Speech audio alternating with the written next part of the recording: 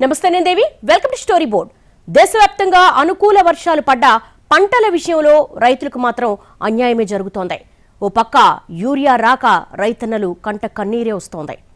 దేశంలో కేంద్ర రాష్ట్ర ప్రభుత్వాల మధ్య యూరియా యుద్ధం జరుగుతోంది. కొరతకు మీరంటే మీరే కారణమని పరస్పర ఆరోపణల పర్వం నడుస్తోంది. యూరియా కొరతను అధిగమించడానికి ఎప్పటికప్పుడు చేస్తున్న ప్రయత్నాలు ఫలితం ఇవ్వని మాట నిజం. అదే సమయంలో అంతర్జాతీయ అనిశ్చితుల ప్రభావం కూడా యూరియా సరఫరాపై పడుతోంది. మరోవైపు ప్రత్యామ్నాయంగా నానో యూరియా దాని పనితీరుపై అపోహలు అనుమానాలతో రైతులు ఆ వైపు చూడడమే లేదు. ఎంత సాంకేతికంగా పురోగమించినా, ఎంత సుస్థిర ఆర్థిక అభివృద్ధి సాధించినా మనది ఇంకా వ్యవసాయ ప్రధాన దేశమే. మెజారిటీ ప్రజలు సాగు రంగం మీదే ఆధారపడి జీవిస్తున్నారు. ప్రస్తుత వర్షాకాలంలో మంచి వర్షాలు పడ్డంతో జోరుగా సాగు పనులు జరగాల్సింది. కానీ ఈసారి సీజన్లో భారీ స్థాయిలో పంటల సాగుకు రెడీ అయిన రైతులకు యూరియా కొరత షాకిస్తోంది. అదనులో యూరియా వేయాల్సుండగా సమయం మించిపోతున్నా ఎరువుల కొరత అన్నదాతల్ని కలవరపరుస్తోంది. సాధారణంగా దేశవ్యాప్తంగా ఎక్కడో చోట యూరియా కొరత ఉంటూనే ఉంటుంది. కాస్త ఆలస్యంగా అయినా సమస్య ఉన్న చోట కూడా యూరియా సరఫరా అవుతూ ఉంటుంది. కానీ ఈసారి ఖరీఫ్ సీజన్ మాత్రం రైతులకు పీడకల మిగిల్చేలా ఉంది. ఏప్రిల్ నుంచి మొదలు కావాల్సిన యూరియా సరఫరా సెప్టెంబర్ వచ్చినా పూర్తి స్థాయిలో ఊపందుకోలేదు. పైగా అష్టకష్టాలు పడి ఎండనక వాననక క్యూలైన్లో నిలబడ్డా చివరకు పాస్బుక్ ఒక్క యూరియా బస్తానే అనడం రైతుల్ని హతాశుల్ని చేస్తోంది. ఓవైపు సాగు పనులు చేసుకోవాలా, లేదంటే అన్నీ వదిలేసుకుని యూరియా కోసం క్యూలో నిలబడాలా అని రైతులు ఆగ్రహం వ్యక్తం చేస్తున్నారు. ఇంత జరుగుతున్నా ప్రభుత్వాల నుంచి సరైన స్పందన లేదనే విమర్శలుస్తున్నాయి. గత నెల రోజులుగా యూరియా సమస్యలతో రైతులం అందరం అతలాకుతలం అవుతున్నాం. ఎంత మొరబెట్టుకున్నా ప్రభుత్వాలు పెడచాన పెడుతున్నాయి. సొసైటీల దగ్గర, గృహ ఆఫీసుల దగ్గర చెప్పులు లైన్లో పెట్టి, పాస్బుక్ లైన్లో పెట్టి, ఆధార్ కార్డులు లైన్లో పెట్టి నిధున్న కేవలం ఆధార్ కార్డుకు ఒక్కొక్క బస్తా ఇస్తే 5-6 ఎకరాలు ఉన్న రైతు మరి ఏ రకంగా చల్లుకుంటాడు? మొదటి దశకే దిక్కు లేదు. ఇప్పుడు మళ్ళీ ఇప్పుడు ఇక్కడ చూసినట్టయితే వరి పొట్ట దశకు వచ్చింది. రెండో దశ కూడా వరి లేకుండా పోతున్నది. యూరియా లేని కారణంగా ఎదుగుదల లోపించి పంట దిగుబడి తగ్గిపోతా ఉన్నది. అటు ప్రభుత్వాన్ని చూస్తే వాటి కష్టాలు అవి చెప్తున్నాయి. యూరియా కొరత తీవ్రంగా ఉందని, కేంద్రం దగ్గరే సమస్య ఉందని రాష్ట్ర ప్రభుత్వాలు ఆరోపిస్తున్నాయి. కానీ యూరియా కొరత కృత్రిమమేనని, కావలసినంత యూరియా అందుబాటులో ఉందని, డిమాండ్ కంటే ఎక్కువగానే తెప్పిస్తున్నామని కేంద్రం కౌంటరిస్తోంది. ఈ పరస్పర ఆరోపణల గురించి కాసేపు పక్కన పెడితే క్షేత్రస్థాయిలో రైతులు యూరియా కోసం ఎదురు చూస్తున్న మాట నిజం. ఏ ఎరువుల దుకాణం దగ్గర చూసినా, ఏ వ్యవసాయ ప్రాథమిక పరపతి సంఘం దగ్గర చూసినా చాంతాడంత క్యూలు దర్శనమిస్తున్నాయి. దీంతో రాష్ట్రాల క్యాబినెట్లన్నీ యూరియా కోసం హస్తనలో లాబింగ్ చేయాల్సి వస్తోంది. రాష్ట్రాల నుంచి ఒత్తిడి పెరగడంతో కేంద్రం కూడా అంతర్జాతీయ అనిశ్చితుల్ని కారణంగా చూపిస్తోంది. అలాగే స్థానికంగా యూరియా ఉత్పత్తి అనుకున్న మేర జరగడం లేదని తెలిసినా యూరియా వినియోగం పెంచుకుంటూ పోతున్నారని ఆక్షేపిస్తోంది. యూరియా వాడకం తగ్గించడం అంటే మనకి ఏం చేయాలంటే, మనం యూరియా వాడకం తగ్గియాలంటే మనం పచ్చి రొట్టెలు మెయిన్. అంటే పచ్చి రొట్టెలు పెంచుకోవాలంటే మనం వేసవికాలంలోనే, అంటే మనకి దాళవ కాలం అయిపోయిన తర్వాత వేసవికాలంలో మన పచ్చి రొట్టెలు పెంచుకుని దాన్ని కలిగి దున్నుకుంటే కనుక మనం 25% యూరియాను తగ్గియచ్చు. దానివల్ల ఏంటంటే మనకి యూరియా కూడా మనకి భూమి మనకి సారవంతం అయ్యి యూరియా వాడకం కూడా తగ్గుతుంది. రైతులకు ప్రత్యామ్నాయంగా నానో యూరియా సూచించినా రాష్ట్రాలు ఆశించిన స్థాయిలో ప్రచారం చేయలేదని చెప్తోంది.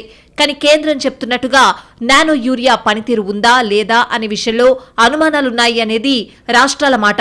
నానో యూరియాకు ధీటుగా పనిచేస్తుందని, అన్ని పంటల దిగుబడుల విషయంలోనూ గ్యారంటీ ఇస్తుందనే గ్యారంటీ ఏం లేదు. ఇప్పటికే నానో యూరియా కొన్ని పంటలకే పనిచేస్తుందనే ప్రచారం కూడా రైతుల్లో జరుగుతోంది. దీంతో అసలు ఎందుకు వచ్చిన గొడవలే అని రైతులు నానో యూరియా వైపే చూడడం మానేశారు. నానో యూరియాలు వచ్చినాయి కదా అని చెప్తున్నారు. నానో యూరియా తీసుకెళ్లడం తేలికి అందరు చెప్తున్నారు. కానీ దాన్ని స్ప్రే చేయించాలంటే కనీసం ఒక రైతు 8 పంపుల స్ప్రే పట్టుకున్నా కానీ 60 రూపాయలకు ఒక్కొక్క స్ప్రే చొప్పున, అవి కూడా 500 రూపాయలు పడుతుంది. 300 యూరియా కొట్టడానికి ఒక రైతుకి 500 రూపాయల అదనపు ఖర్చు అవుతుంది. యూరియా సంచి అయితే మేము ఒక అరగంటలో చల్లేసుకొని రావచ్చు. ఇప్పుడు డ్రోన్ల పైన ఆధారపడ్డ ఎకరానికి 500 రూపాయల చొప్పున తీసుకుంటున్నారు, ఎకరాని చొప్పున. ఇవన్నీ ఎక్కడికి వెళ్ళి తెచ్చుడు? కనీసం మాకు నానో యూరియా అలవాటైనంత వరకన్నా యూరియాని విరివిగా అందుబాటులో తెస్తే ఇంకా డ్రోన్ వ్యవస్థ పెరిగిన తర్వాత మేము అలవాటు అవుతామేమో. ఇప్పుడు ఏది చెప్పకుండా మరి కేంద్ర ప్రభుత్వం, రాష్ట్ర ప్రభుత్వం లోపం ఎక్కడుందో తెలియదు. కానీ నష్టపోయేది మాత్రం రైతులం మేమే ఉన్నాము. సాధారణంగా పత్తి, వరికి 3 నుంచి 4 సార్లు యూరియా వేస్తూ ఉంటారు రైతులు. పత్తి విత్తనాలు విత్తిన 20 రోజుల నుంచి 3 లేదా 4 సార్లు యూరియా వేస్తూ ఉంటారు. వరికి కలుపు తీసే సమయంలోనూ తర్వాత నుంచి 20 రోజులకు 30 రోజులకు 50 రోజులకోసారి యూరియాను అవసరాన్ని బట్టి వేస్తూ ఉంటారు. వరి పంట దిగుబడిలో యూరియా ప్రధాన పాత్ర పోషిస్తుందని చెప్తున్నారు. యూరియా వేయకపోతే ఎకరానికి 15 బస్తాల దిగుబడి వస్తుందని, అదే యూరియా వాడితే ఎకరానికి 40 బస్తాల దిగుబడి వస్తుంది అనేది రైతులు అనుభవం మీద చెప్పే మాట. కనీసం ఎంత లేదన్నా కూడా ఎకరాకు 4 బస్తాలు వాడుకుంటాము. కనీసం 3 బస్తాలన్నా ప్రభుత్వం మాకి రైతులకి రైతు భరోసా కేంద్రాల్లో మాకు అందిస్తే రైతులు పెట్టుబడి పెట్టిండే పెట్టుబడికి కూడా మాకు అందుతుంది. లేదంటే పెట్టుబడి అంతా లాస్ అవుతుంది, చాలా ఇబ్బందులు పడతాము. యూరియా తగ్గిస్తే ఖచ్చితంగా పంట దిగుబడి ఖచ్చితంగా తగ్గుతుంది. ఎందుకంటే ఆ యూరియా లేకపోతే సూర్యరశ్మిని ఇప్పుడు ఏ విధంగా అయితే మనం పిల్లవానికి హార్లిక్స్ ఏ విధంగా ఉపయోగపడుతుందో మాకు కూడా పంటకు ఖచ్చితంగా యూరియా అదే విధంగా అవసరం పడుతుంది. ఇక్కడ యూరియా వాడకం ఎక్కువ కావడంతో పాటు పంటల విస్తీర్ణం పెరగడం, కొరత ఏర్పడడానికి కారణమైందని వ్యవసాయ శాఖ అధికారులు చెప్తున్నారు. కానీ వీటికి మించిన జాతీయ, అంతర్జాతీయ పరిస్థితులు యూరియా సమస్యకు దారితీశాయి అనేది కాదనలేని వాస్తవం. ఏటా దేశవ్యాప్తంగా ఖరీఫ్ సీజన్ ఆరంభానికి ముందే కేంద్రం యూరియాను నిల్వ చేసి ఉంచుతోంది. కానీ ఈసారి మాత్రం యూరియా నిల్వలు గత ఏడాదితో పోలిస్తే తగ్గాయి. దీనికి తోడు వరి పంట ఎక్కువగా వేయడంతో దానికి యూరియా అవసరమై యూరియా డిమాండ్ అనూహ్యంగా పెరిగిందని చెప్తున్నారు. అంతర్జాతీయ అనిశ్చితుల కారణంగా యూరియా సరఫరా కూడా తీవ్రంగా ప్రభావితమైంది. అలాగే చైనా ఎరువుల ఎగుమతులపై ఆంక్షలు కూడా యూరియా కొరతకు దారితీశాయి. ఉక్రెయిన్ యుద్ధం కూడా యూరియా సరఫరాలో సమస్యల్ని సృష్టించింది. మనకు దేశంలో ఎరువుల కర్మాగారాలున్నా వాటి నుంచి ఆశించిన స్థాయిలో ఉత్పత్తులు బయటకు రావడం లేదు. దీంతో యూరియా సరఫరాలో సమస్యలు తలెత్తుతున్నాయి. అంతర్జాతీయంగా యూరియా ధర పెరగడంతో దిగుమతులు తగ్గించుకోవడానికి కేంద్రం ప్రయత్నిస్తోంది. ఇందుకోసం దేశంలో ఉన్న ఎరువుల కర్మాగారాలు పూర్తి స్థాయిలో పనిచేయాలని ఆశిస్తోంది. అలాగే లెక్కలేసుకుని దిగుమతులు చేసుకుంటోంది. కానీ దేశంలో ఎరువుల కర్మాగారాలు ఏదో కారణంతో హఠాత్తుగా మూతపడుతున్నాయి. దీంతో కేంద్రం ఆశించినట్టుగా యూరియా ఉత్పత్తి కావడం లేదు. దీంతో యూరియా నిల్వల్లో లోటు ఏర్పడుతోంది. అప్పటికప్పుడు మరికొంత యూరియా కోసం ఆర్డర్లు పెట్టినా అంతర్జాతీయ కారణాలతో సరఫరాలో ఆలస్యం జరుగుతోంది. ఈలోగా రైతుల్లో ఆందోళన పెరిగిపోతోంది. పంటలు అదనకు వచ్చే సమయంలో ఖచ్చితంగా యూరియా వేస్తేనే మంచి దిగుబడి వస్తుంది అనేది రైతులు చెప్పే మాట. కానీ ఎరువుల సరఫరాలో వివిధ కారణాలతో వస్తున్న ఆటంకాలు అంతిమంగా కొరతకు కారణమవుతున్నాయి. తెలుగు రాష్ట్రాల్లో కూడా యూరియా కొరత తీవ్రంగా ఉంది. ఇక్కడ దేశవ్యాప్త సమస్యకు తోడు స్థానిక పరిస్థితులు కూడా యూరియా డిమాండ్ను పెంచేస్తున్నాయి. మరోవైపు తెలుగు రైతులు యూరియాను అధికంగా వాడుతున్నారనే వాదన కూడా లేకపోలేదు. 2 రాష్ట్రాల్లోనూ యూరియా డిమాండ్కు సరఫరాకు అంతరముందని ప్రభుత్వాలు మొత్తుకుంటున్నాయి. తెలుగు రాష్ట్రాల్లో ప్రస్తుతం రైతుల ఆందోళనలు కనిపిస్తున్నాయి. చాలా కాలంగా రైతులు రోడ్డెక్కిన పరిస్థితి లేదు. చిన్న చిన్న సమస్యలున్నా ఆందోళనలు, ధర్నాలు చేసే స్థాయివి కావు. కానీ ఇప్పుడు అన్నదాతల ఆందోళనలు కనిపిస్తున్నాయి. ప్రభుత్వ కార్యాలయాల వద్ద పెద్ద పెద్ద క్యూ లైన్లు కనిపిస్తున్నాయి. గతంలో మాదిరిగా చెప్పులు, పట్టా, పాస్బుక్ల క్యూ లైన్లు కనిపిస్తున్నాయి. చంటి పిల్లలతో వచ్చే మహిళా రైతులు, వయసు మీదపడ్డ రైతులు వ్యవసాయ పనులు వదులుకుని మరీ కార్యాలయాల వద్ద పడిగాపులు కాసే దృశ్యాలు కనిపిస్తున్నాయి. చివరకు కొందరు రైతులు ఆత్మహత్యాయత్నానికి కూడా పాల్పడుతున్న ఘటనలు చూస్తున్నాం. ఇదంతా యూరియా కొరత సృష్టించిన సమస్య అని కొత్తగా చెప్పాల్సిన పనిలేదు. వర్షాకాలంలో దేశవ్యాప్తంగా పంటల సాగు అధికంగా ఉంటుంది. అలాగే తెలంగాణ, ఆంధ్రప్రదేశ్లో కూడా రైతులు ఖరీఫ్ పంటలు సాగు చేస్తున్నారు. అయితే ఈ పంటల సాగుకు వర్షం ఎంత ముఖ్యమో ఎరువులు కూడా అంతే ముఖ్యం. గతంలో సహజ సిద్ధంగా రైతులే పశు వ్యర్థాలతో ఎరువులు తయారు చేసుకునేవారు. కానీ ఇప్పుడు రసాయన ఎరువులపైనే ఆధారపడాల్సి వస్తోంది. కానీ ఒక్కోసారి డిమాండ్కు సరిపడా ఎరువులను కేంద్ర, రాష్ట్ర ప్రభుత్వాలు సరఫరా చేయలేకపోవడంతో రైతులు ఇబ్బంది పడాల్సి వస్తోంది. ఇప్పుడు తెలుగు రాష్ట్రాల్లో రైతుల పరిస్థితి ఇలాగే మారింది.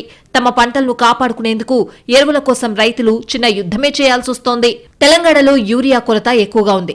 రైతులు వానలో తడుస్తూనే క్యూ లైన్లలో నిలబడినా, రోజంతా పడిగాపులు కాసినా 1-2 బస్తాల కంటే ఎక్కువ దొరకడలేదు. చివరకు పరిస్థితి ఎలా తయారైందంటే రైతులను వ్యవసాయ అధికారులు కంట్రోల్ చేయలేక పోలీస్ స్టేషన్లలో యూరియా బస్తాల పంపిణీ చేపట్టడం, యూరియా లోడ్తో వెళ్తున్న లారీలను రైతులు అడ్డుకోవడం వంటి ఘటనలు చూస్తున్నాం. దీంతో ఇప్పుడు తెలంగాణ పాలిటిక్స్ కూడా యూరియా చుట్టే సాగుతున్నాయి. ఈ యూరియా కొరతపై కేంద్ర, రాష్ట్ర ప్రభుత్వాలు ఒకరిపై ఒకరు నిందలు వేసుకుంటున్నాయి. రాష్ట్రానికి సరిపడా యూరియాను సరఫరా చేశామని కేంద్ర ప్రభుత్వం చెప్తోంది. లేదు సరఫరా తగ్గించడం వల్లే కొరత ఏర్పడిందని రాష్ట్ర ప్రభుత్వం చెప్తోంది. ఈ ఎరువుల కొరతకు అటు బీజేపీ, ఇటు కాంగ్రెస్ రెండూ కారణమేనని బీఆర్ఎస్ ఆరోపిస్తోంది. ఇలా 3 పార్టీల మధ్య యూరియా వ్యవహారంపైనే మాటల యుద్ధం సాగుతోంది. ఆగస్టు వరకు కేంద్రం రాష్ట్రానికి 3.94 లక్షల మెట్రిక్ టన్నుల యూరియా కేటాయించినప్పటికీ ఈ ఆటంకాల వల్ల సరఫరా ఆగిపోయింది. రాష్ట్రానికి రావాల్సిన యూరియా సమయానికి చేరలేదు. దీంతో రైతులు ఇబ్బందులు ఎదుర్కొన్నారు. దేశీయ యూరియా ఉత్పత్తి కూడా డిమాండ్కు సరిపడా లేదు. రామగుండం ఫ్యాక్టరీ నుంచి 1,69,325 మెట్రిక్ టన్నులు తెలంగాణకు కేటాయించగా కేవలం 1,06,853 మెట్రిక్ టన్నులు సరఫరా ఉంది. దీంతో 62,473 మెట్రిక్ టన్నుల కొరత ఏర్పడింది. ఆర్ఎఫ్సీఎల్ ఉత్పత్తిలో 40% మాత్రమే రాష్ట్రానికి కేటాయించడం, 78 రోజుల పాటు ఉత్పత్తి ఆగిపోవడం కొరతకు దారితీసింది. ముఖ్యంగా రష్యా నుంచి రావాల్సినటువంటి యూరియా, అదేవిధంగా యూరప్ కంట్రీస్ నుంచి రావాల్సిన యూరియా ఎర్ర సముద్రం ద్వారా భారతదేశానికి రావాలి. ఎర్ర సముద్రం ద్వారా రావడానికి 15 రోజుల సమయం మాత్రమే పట్టేది. కానీ యుద్ధం మూలాన, ఇరాన్ ఇరాక్ యుద్ధం మూలాన ఎర్ర సముద్రంలో నౌకాయానాన్ని బంద్ చేశారని చెప్పి కేంద్ర ప్రభుత్వం, కేంద్ర అధికారులు నాకు చెప్పిన మాట. దానివల్ల 10-15 రోజుల్లో రావాల్సిన ఓడలన్నీ కూడా చుట్టూ తిరిగి రావటం మూలాన 2 నెలలు 2 నెలల 15 రోజులు పడతా ఉంది. ఆ దేశాల నుంచి మన దేశానికి రావటం కోసం 2-3 నెలలు సమయం పడుతుంది. అక్కడి నుంచి ఓడరేవుల నుంచి రైల్వే ట్రాక్లు కూడా మేము సిద్ధం చేసుకొని దాన్ని కూడా కోఆర్డినేట్ చేసి రేకులు రావడానికి కూడా ఆలస్యం అవుతుంది. ఆంధ్రప్రదేశ్ను కూడా యూరియా కొరత వెంటాడుతోంది. కానీ కొరత లేదు, కేవలం సరఫరాలో ప్లానింగ్ లోపమే అని ప్రభుత్వం చెప్తోంది. ఎందుకంటే ఏపీకి ఖరీఫ్ సీజన్ కు 6.22 లక్షల మెట్రిక్ టన్నుల యూరియా అవసరం కాగా ఇప్పటికే 6.75 లక్షల మెట్రిక్ టన్నుల సరఫరా జరిగినట్టుగా చెప్తున్నారు. ఇప్పటికే 6.10 లక్షల మెట్రిక్ టన్నుల యూరియా అమ్మకాలు కూడా జరిగాయంటున్నారు. ప్రస్తుతం 81,000 మెట్రిక్ టన్నుల స్టాక్ కూడా అందుబాటులో ఉందంటోంది సర్కార్.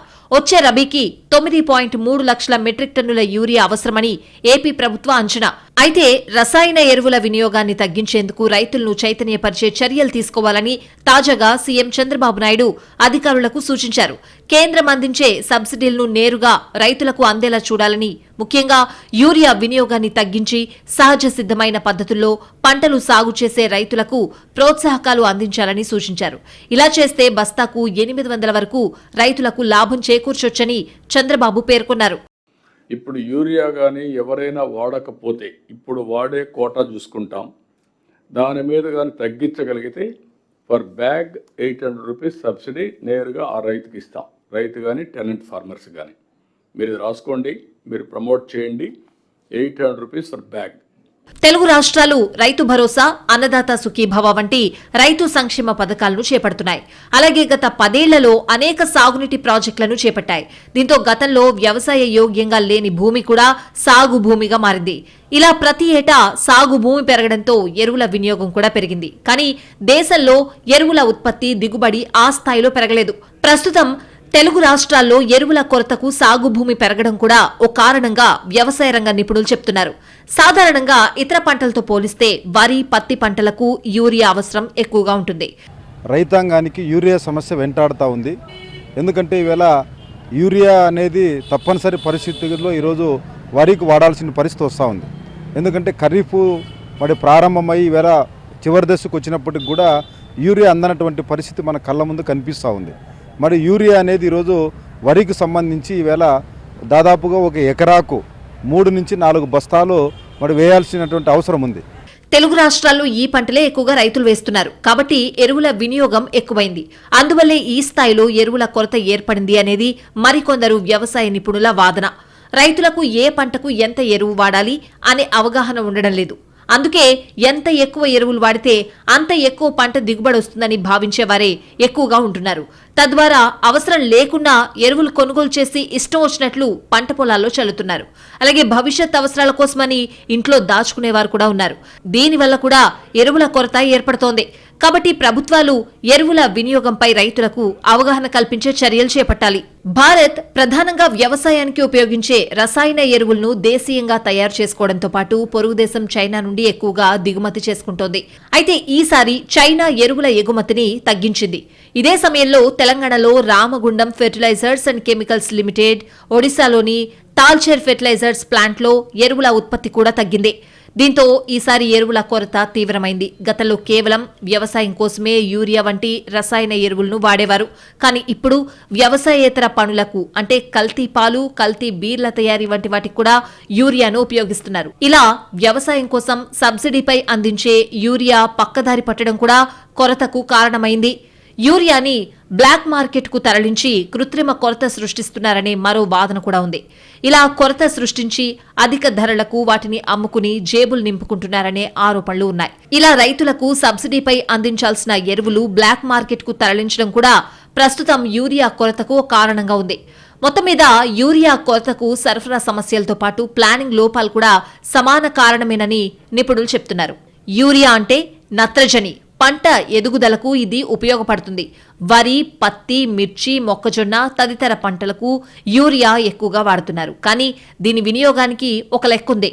కోస్తా జిల్లాల్లో ఎకరాకు 2.5 బస్తాలు, ఉత్తర కోస్తా ఇతర ప్రాంతాల్లో 2 బస్తాల యూరియా వినియోగించాలని వ్యవసాయ శాస్త్రవేత్తలు స్పష్టం చేస్తున్నారు. కానీ రైతులు ఎకరాకు 5 నుంచి 6 బస్తాల యూరియా వినియోగిస్తున్నారు. మిశ్రమ ఎరువులతో పోల్చితే యూరియా ధర తక్కువ కావడం, ఎంత ఎక్కువ యూరియా వేస్తే అంత ఎక్కువ దిగుబడి వస్తుందనే అపోహలే దీనికి కారణం.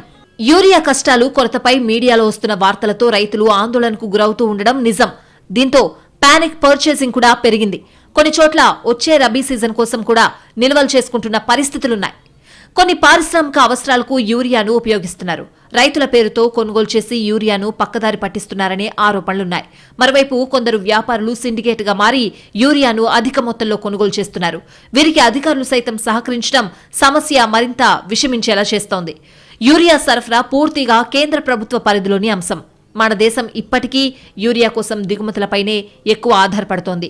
అందులోనూ భారత్కు రష్యా నుంచి ప్రధానంగా యూరియా వస్తోంది. ఉక్రెయిన్తో యుద్ధం కారణంగా దిగుమతులు తగ్గాయని చెప్తున్నారు. వ్యవసాయమే ప్రధానమైన దేశంలో ఎరువుల పంపిణీకి చాలా ప్రాధాన్యత ఉంది. అందుకే దీనికోసం ఓ జాతీయ విధానం ఉంది. అలాగే కాలానుగుణంగా చట్టాలు కూడా చేశారు. కానీ సమస్యకు శాశ్వత పరిష్కారం కనుక్కోలేకపోయారు. ఇప్పుడు కేంద్రం భారత్ బ్రాండ్ పేరుతో మరో ప్రయోగం చేస్తోంది. ఇక్కడ యూరియా విషయంలో పూర్తి బాధ్యత కేంద్రానిదే. రాష్ట్ర ప్రభుత్వాలు కేవలం తమకు ఎంత అవసరమో చెప్పగలుగుతాయి అంతే. కానీ కావాల్సినంత యూరియా సరఫరా చేయాల్సింది మాత్రం కేంద్రమే. దేశంలో 1957లో ఎరువుల కంట్రోల్ ఆర్డర్ ఏర్పడింది. ఆ తర్వాత 1985లో ఈ చట్టాన్ని సవరించి మరింత బలపరిచారు. దీని ద్వారా పంటలకు అవసరమైన ఎరువులను ప్రభుత్వ రంగ సంస్థల ద్వారా ఉత్పత్తి చేయడంతో పాటు ప్రైవేట్ కంపెనీల నుండి ప్రభుత్వం కొనుగోలు చేసి రైతులకు సబ్సిడీ ఇచ్చే విధానం ఉండేది. అయితే 1990 తర్వాత వచ్చిన నూతన ఆర్థిక విధానాలు ఈ పద్ధతికి తిలోదకాలిచ్చాయి. రిటెన్షన్ ప్రైస్ సిస్టమ్ ద్వారా కంపెనీల ఉత్పత్తి ఖర్చును లెక్కించి రైతులకు భారం పడకుండా అవసరమైన సబ్సిడీని ప్రభుత్వాలు భరించే పద్ధతిని పూర్తిగా మార్చివేస్తూ ప్రస్తుత ప్రభుత్వం సవరించింది. ఇక ఫాస్ఫేట్ ఎరువులపై కంట్రోల్ ఎత్తివేయడం 1992 నుంచే మొదలుపెట్టారు. యూరియాపై నియంత్రణను ఒకేసారి ఎత్తివేస్తే రైతుల్లో వ్యతిరేకత వస్తుందనే భయంతో దొడ్డిదారిన కోత వేస్తున్నారనే ఆరోపణలు కూడా లేకపోలేదు. ఏ కంపెనీ ఏ దేశం నుండి ఎరువులు దిగుమతి చేసుకోవాలో కేంద్రం నిర్ణయించే విధానం అమల్లోకొచ్చింది. 2010లో ప్రవేశపెట్టిన న్యూట్రియంట్ ఆధారిత సబ్సిడీ స్కీమ్ కూడా నష్టం తెచ్చింది. ఎన్బీఎస్ స్కీమ్లో యూరియాను మినహాయించారు.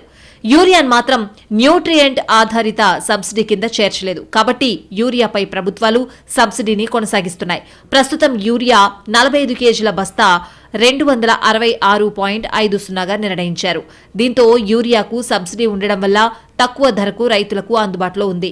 డీఏపీ, పొటాష్, ఫాస్ఫేట్ తదితర ఎరువుల ధరలు విపరీతంగా పెరగడం, యూరియా ధర తక్కువగా ఉండడంతో రైతులు యూరియా వాడకం పెంచారు. దేశీయ డిమాండ్కు అనుగుణంగా యూరియా ఉత్పత్తి చేయకుండా విదేశాల నుండి దిగుమతి చేసుకోవడంతో కొరత పెరిగిందనే విమర్శలున్నాయి. పేరుకి ఎరువుల ఫ్యాక్టరీలున్నా అవి ఎప్పుడు ఏదో ఒక సమస్య వచ్చి మూతపడ్డం వెనుక చీకటి కోణాలున్నాయనే ప్రచారం కూడా జరుగుతోంది. గత 3 దశాబ్దాల్లో దేశీయ ఉత్పత్తి బాగా పడిపోతూ వచ్చింది. నిజానికి యూరియా కొరత ఇప్పటికిప్పుడు వచ్చి పడలేదనే వాదన కూడా ఉంది. కొన్నాళ్లుగా సమస్య ఉన్నా పట్టించుకోలేదని, ఇప్పుడు అదే బాగా ముదిరిపోయిందని చెప్తున్నారు. గత 4 సంవత్సరాలుగా ఎరువుల కొరత గురించి పార్లమెంట్లో చర్చ జరుగుతోంది. అయినప్పటికీ సమస్యకు శాశ్వత పరిష్కారం కనిపించడం లేదు. 2020లో అవసరమైన ఎరువులలో 40% తక్కువగా రైతులకిచ్చారు. క్రమంగా ఆ కొరత 68% పెరిగింది. యూరియా కొరత మరింత పెద్ద సమస్యగా తయారైంది. కరోనా అనంతరం 2020 మార్చి గణాంకాలను 2019తో పోలిస్తే 15% తక్కువగా యూరియా మార్కెట్లోకి వచ్చింది. 2020 డిసెంబర్ 20 నాటికి 52% కొరత ఏర్పడింది. ఇవే కాకుండా ఇటీవలి యూరియా గణాంకాలు చూస్తే సమస్య స్పష్టంగానే కనిపిస్తోంది. గత సంవత్సరం ఆగస్టు నాటితో పోలిస్తే ఈ సంవత్సరం యూరియా నిల్వలు 49% తక్కువగా ఉన్నాయి. Nano urea, biofertiliser, organic farming వాడి ఆరోగ్యాన్ని కాపాడుకోమని ప్రభుత్వ పెద్దలు చెప్తున్నారు. భారత ప్రభుత్వ ఆధ్వర్యంలోని ఇఫ్కో ఈ సంవత్సరం 1224.36 లక్షల నానో యూరియా బాటిళ్లను 500 మిల్లీలీటర్ల పరిమాణంలో తయారు చేసింది. ఇప్పటికీ 993.61 లక్షల బాటిళ్లను అమ్మారు. 45 కిలోల బరువు గల సాధారణ యూరియాకు ప్రభుత్వం సుమారుగా 2,400 నుండి 2,600 రూపాయల వరకు సబ్సిడీ భరించాల్సి వస్తోంది. నానో యూరియాకు సబ్సిడీ ఇవ్వాల్సిన అవసరం ప్రభుత్వానికి ఉండదు. కేంద్రం నుంచి రాష్ట్రాలకిచ్చే యూరియా కోటాను తగ్గించుకుంటే ఆ వ్యత్యాసం సబ్సిడీ డబ్బును ఆయా రాష్ట్రాలకు గ్రాంట్గా ఇస్తామని కేంద్రం చెప్పి అన్ని రాష్ట్రాలకు 10% యూరియా సరఫరాకు కోత కోసిందని కూడా ఆరోపణలున్నాయి. కేంద్రంపై వస్తున్న ఆరోపణల్ని పక్కన పెడితే ఎరువుల సమస్యను పరిష్కరించడానికి అసలు ప్రయత్నాలే జరగడం లేదని చెప్పలేం. యూరియా సహా మిగతా ఎరువుల కృత్రిమ కొరత సృష్టించే సంస్థల ఎత్తుగళ్లను అడ్డుకునేందుకు కేంద్రం కొత్త పథకానికి రూపకల్పన చేసింది. దీనిని ప్రాథమికంగా ప్రధానమంత్రి భారతీయ జన ఉర్వారిక పరియోజన అనే పేరుతో పిలుస్తున్నారు. ఇకపై ఒక దేశం ఒకటే ఎరువు నినాదంతో డీఏపీ, యూరియాలను ఒకే బ్రాండ్ పేరుతో అమ్మాలని కేంద్రం అన్ని కంపెనీలకు నిబంధన పెట్టనుంది. భారత్ డీఏపీ, భారత్ యూరియా పేరుతో ఈ 2 ఎరువులను కంపెనీలు మార్కెట్లో రైతులకు విక్రయించాల్సి ఉంటుంది. ఈ పథకాన్ని దేశంలో కొన్ని ప్రాంతాల్లో అమల్లోకి తెచ్చే అవకాశం ఉంది. ప్రస్తుతం దేశవ్యాప్తంగా 21 కంపెనీలు 31 ప్లాంట్లలో యూరియాను ఉత్పత్తి చేస్తూ వివిధ బ్రాండ్ల పేరుతో రైతులకు అమ్ముతున్నాయి. మరో 3 ప్రభుత్వ వాణిజ్య సంస్థలు విదేశాల నుంచి దిగుమతి చేసుకుంటున్నాయి. 15 కంపెనీలు డీఏపీ ఇతర కాంప్లెక్స్ ఎరువులను తయారు చేస్తున్నాయి. దేశీయంగా 45 కిలోల యూరియా బస్తా ఉత్పత్తి వ్యయం 1,350 రూపాయలు కాగా రైతులకు 266.50కి విక్రయిస్తున్నారు.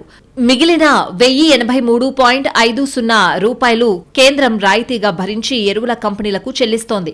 విదేశాల నుంచి దిగుమతి చేసుకున్న యూరియా బస్తా 2,433 కాగా అందులో 2,166.50 కేంద్రం రాయితీగా భరిస్తోంది. ఏకంగా 90% సొమ్మును కేంద్రం రాయితీ రూపంలో భరిస్తుందంటే కంపెనీలు సొంత బ్రాండ్ పేరుతో అమ్ముకోవడం ఏంటన్నది కేంద్రం వాదన. పైగా యూరియాలో ఉండే రసాయనం నత్రజని ఒకటే అయితే తమ కంపెనీ యూరియా వాడితే అధిక దిగుబడి వస్తుందని కొన్ని కంపెనీలు రైతులను పక్కదారి పట్టిస్తున్నాయి. దీనివల్ల ఆ బ్రాండ్ మార్కెట్లో లేకపోతే యూరియా కొరత ఉందని రైతులు రోడ్లపైకొచ్చి ధర్నాలు చేస్తున్నారు. ఈ సమస్య నుంచి గట్టెక్కాలంటే భారత్ యూరియా, భారత్ డీఏపీ అంటూ ఒకటే బ్రాండ్ పేరుతో అమ్మాలనేది ఈ పథకం లక్ష్యం. దీనివల్ల 3,000 కోట్ల వరకు రవాణా వ్యయం ఆదా అవుతుందని కేంద్రం భావిస్తోంది. ఎవరేం చేసినా యూరియా సమస్యకు శాశ్వత పరిష్కారం దొరికితే అదే 10,000. ఇప్పటికే వ్యవసాయంలో అష్టకష్టాలు పడుతున్న రైతులు యూరియా కోసం కూడా మరిన్ని కష్టాలు పడాల్సి రావడం దేశానికి మంచిది కాదని శాస్త్రవేత్తలు కూడా మొత్తుకుంటున్నారు. ఇక నుంచైనా ప్రతి సీజన్కు సరిపడా యూరియాను ముందస్తుగానే సరఫరా చేయాలని ప్రభుత్వాల్ని కోరుతున్నారు. కరోనా సమయంలో కూడా పంటల దిగుబడుల విషయంలో కొరత లేకుండా చేశారు. దేశానికి అన్నం పెట్టిన అన్నదాతకు వరాలివ్వకపోయినా పర్లేదు కానీ కొత్తగా కష్టాలు తెచ్చిపెట్టకూడదనే సూచనలొస్తున్నాయి.